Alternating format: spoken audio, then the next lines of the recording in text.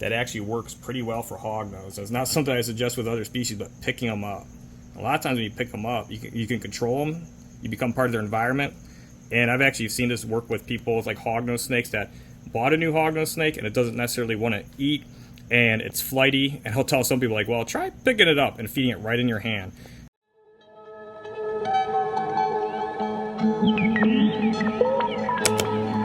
Alright, so here's a few supplies that we're going to be using to feed baby hognose snakes. We have feeding tongs. You can also just grab them and offer them with your hand. A lot of times I like to do that because you have more dexterity in your fingers and more control.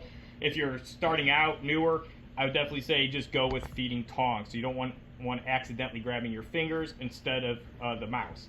And I have water here, and I have two types of Reps in Texas scent strips, and I also have sardine.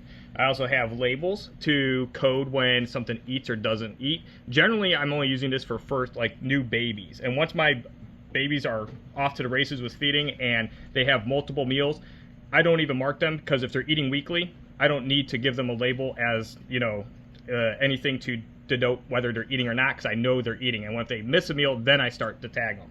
So these are Reps in Texas scent strips. These aren't something that you'll necessarily need, but if you're a hognose breeder or if you're keeping multiples and you have some that might need scenting to stimulate a feeding response, these are great. These are a lot better than just using a frog or salamander or lizard. This one's a combination of frog and lizard. This one's actually fish and squid, kind of unique. This one's generally working the most for your problematic or very particular feeders. And the cool thing about this is it's cooked and then dehydrated, so there's no chance of you know, contaminating them with, let's say, bacteria or a protozoa. Using feeding tongs for this guy. And this is just my typical approach for a hognose that eats well, is I just kind of just approach it and put it right in their face. This is a hognose that's an established feeder, and it doesn't need me to, like, you know, coax it into feeding. That's just kind of your standard hognose snake that's a really good feeder. Once they've eaten like 10, 12 times, even before that, most hognose build a lot of confidence, and they become quite strong feeders very quickly. This is just, again, a standard approach to feeding a baby hognose snake, and boom, it realizes what it is, takes it. And this is a Super Conda Lavender Arctic. It's also a Het Sable. Here's an Arctic skull face. Just like that. And we have another Arctic Cinnamon here. You can see it's drinking some of that water off that pinky, and then boom. Took it nice. And the one thing is too, like, let's say this baby right here, it's around like 8-9 grams. I'd say maybe closer to 10 grams actually now. When you have a hognose that hasn't eaten, let's say a hatchling, and it hasn't eaten for like a month and a week, and if you notice it's starting to lose weight or start to become a little soft, like its muscles tone is starting to get weak, that's when you need to jump in and assist feed. And these paper towel tubes, actually for babies, a lot of times I'll tear these in half. And these are great hides. They like to utilize abandoned rodent burrows in the wild, and so a lot of times cylindrical-like and just tube-shaped hides are really good.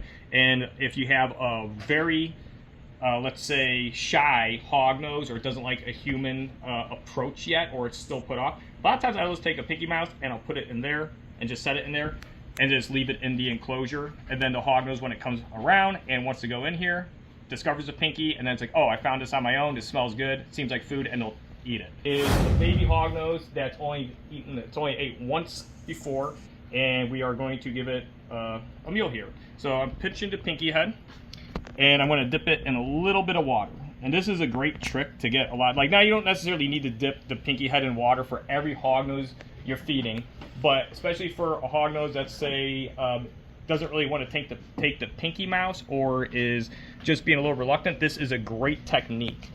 And I'm going to put it right up to her face. I'm going to hold it there and move it very slowly.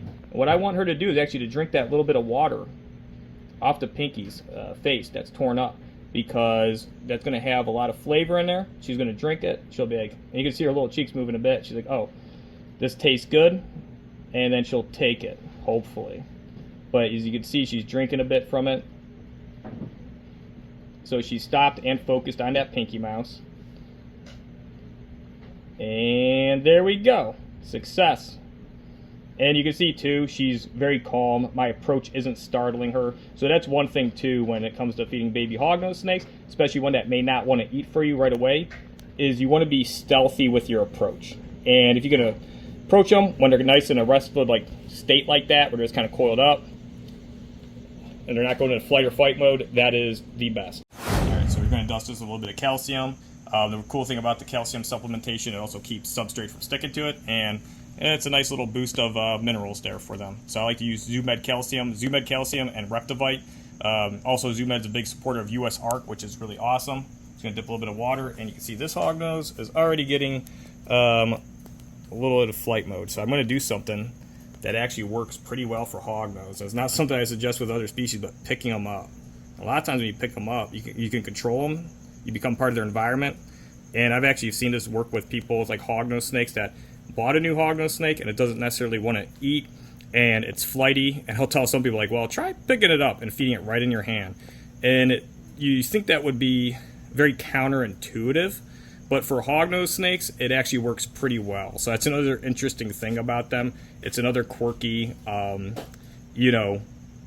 habit and disposition, like trait that they have, is some of them do not mind, and actually helps them calm down, because now that this little looks like a boy, yes, it's a guy. I don't have this one marked yet because these are relatively new. This is like only like a 2-week-old hognose. This is its second meal ever, but it's a good example. Like, you could see the hognose get flighty, and it picked him up, was able to control him a bit, showed him the pinky mouse, and he ate. All right, so here's another one. You can see it's actually a little defensive. I'm going to slowly approach it, see what's going on here. Again, I suggest to do this with feeding tongs, especially if you're newer, but I like to use my hands for, you just got better dexterity. Going to pick this one up. And this might be another drop feed. And the drop feed is where I leave it in the paper towel tubes for the hognose to come across and find later. But I want to see if I can get him to eat in my hand. And you can see he's drinking. And this is an Arctic cinnamon, so this is a newer mutation here. Cinnamon is a very new gene, and this is actually an Arctic cinnamon, which is relatively rare and new. Some people don't even know these actually exist yet, but you do now because you're watching this. And it looks like I might be striking out with this guy, unfortunately. Usually, they're picking him up. It doesn't work on every single one. And so that's the cool thing about hognose snakes, is there's a lot of different dispositions. You got different techniques that are going to work on them. And this guy does have really good weight, and he's still relatively young, so I'm not going to worry that he doesn't want to feed on his second food offering yet. And I'm actually going to go to a little scent here. I'm going to use the fish and squid. Now, some people are really against scenting for a little while, and I think that's a common misconception with hognose snakes. Oh, look at that. Came to the drink. Came to stop and focus on it. That's what you want. And that's why being wetted really helps, because you can get them to drink and consume some of it. And it's not working. So this one just might not like my presence. And so I'm going to do the drop feed where I put in the paper towel tube. I'll go back to the scenting. A lot of people think like scenting is like bad and it's going to make them only want scented meals. And that's really not the case with almost all hognose, like plains hognose. The majority of them, once you get them eating, and you get them, like, say, taking a type of like particular scent, what you're doing is you're just getting them a meal which they need, and you're increasing their metabolic rate. So they start eating more, and then within a few feedings, their metabolic rate is catching on and they're becoming hungrier. They'll usually just take a pink without even eating any scent. And you got to remember too, even though it might be masked with a scent, it still has that pinky scent and flavor to it that's gonna resonate with their olfactory. So as they're eating, that passes over their Jacobson's organ. They are picking up scent from the actual pinky mouse. And so I have hognose that wouldn't eat absolutely anything. You get them to take, let's say, something crazy like salamander scent, where you use this frog and lizard, and is the most stubborn feeder, wouldn't touch anything, eats that, and within 3 or 4 feedings after that, eats like a banshee and will eat just a regular pinky straight up. And actually that's something I'd say I learned early on in my teens from selling to individuals, because I had that misconception that like, oh, don't scent. And I remember this has happened a few times, and with other breeders I'd sell somebody a hognose snake. or a few of them, and I'd be like, yeah, this was, you know, non-scented, and that was a big concern back then. Like, oh, is this hognose needed scenting? I was like, no, it's never needed scenting. It's eating like 20 meals, and they get it home, and they couldn't get to eat. And you know, a month would go by, and they'd be like, I'm gonna scent. And I'm like, no, do not scent. And that's like, you know, just something that I had instilled in my brain. And then after a while, these people would be like, I'm just gonna scent. So they're like, I'm not gonna listen to you. And then a lot of them would have, you know, positive results, and they'd get the snake eating. And then within a few feedings, they don't even need the scent anymore. And so I found that just, it doesn't really matter that much. There is a very, very small percent that might get like hooked on it, but that's because of that particular hognose's type of disposition. And they're generally, you know, a more just sometimes defensive, very shy, or they got a very particular type of, you know, habit wanting that scent, but it's pretty rare. I'm going to show you another technique, and it's not, we don't really have one that may want to do it, but I'm going to demonstrate it now. I call it the neck bumping, where you're just bumping their neck like this. And some of them are really like that. This one does not. So there's a good example, because sometimes like they feel like a little prey item is fleeing, and it's bumping into them. And so this one I actually just put into flight mode. So I'm going to try to pick it up, and we're going to do another offering while handling the hognose and see if I can get it to calm down in my hand and eat for me here. I'm going to dip that in a little bit of water. Oh, look at that. So look, I pissed off the hognose. And now it's calm, it's drinking, it's consuming. Hopefully it likes the taste.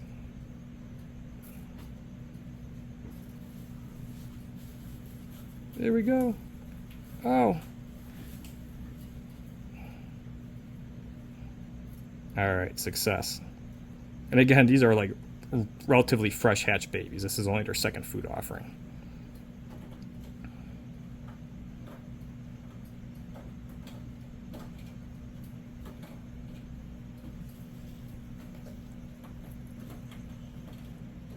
And this is another Arctic cinnamon,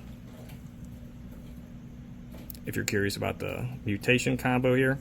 And they do vary. The cinnamon varies, so you've seen some higher expression ones before, and this one's a little bit of a lower expression. But these low expression ones have just as likelihood as making the high expression ones as the others. Here's another hognose snake eating, and as you can see, it's just very comfortable. And that's basically what we're trying to do when we offer these hognose snakes, whether you're feeding them in their enclosure or the cup that they came in, or just because they need to be held, because you can get them to calm down and you can direct them better to offer them a mouse. Whether it is, what you're really trying to do is find the, you know, you're trying to find the presentation that they want. You're trying to find the presentation that they want, and you want them to be comfortable. So that's the combination of what you're looking for when a hognose doesn't want to eat, is what's your presentation, and is the hognose comfortable? And so we're trying to approach the hognose stealthily and make sure it's comfortable, and then we're trying to find out like what the hognose wants to eat. And sometimes, like let's say a hognose snake, you know, was never, you know, feeding on scented, but it's in a new environment and it hasn't eaten in a few weeks, you may need to do scenting to stimulate that feeding response. And I've had that work multiple times for a hognose snake that never, you know, needed scenting before, but then is off food, and that scent ends up stimulating its olfactory, and it encourages it to eat. Alright, so I'm going to show you how to assist one in the off chance you need to do this. Say if you hatch out your own baby hognose snakes and they just will not take anything. They won't take a live pink, they won't take any type of fish, frog, lizard, or amphibian scent, and you just don't know what to do, and the snake starts to lose muscle tone. So what I'm going to do is I'm going to hold the hognose like this.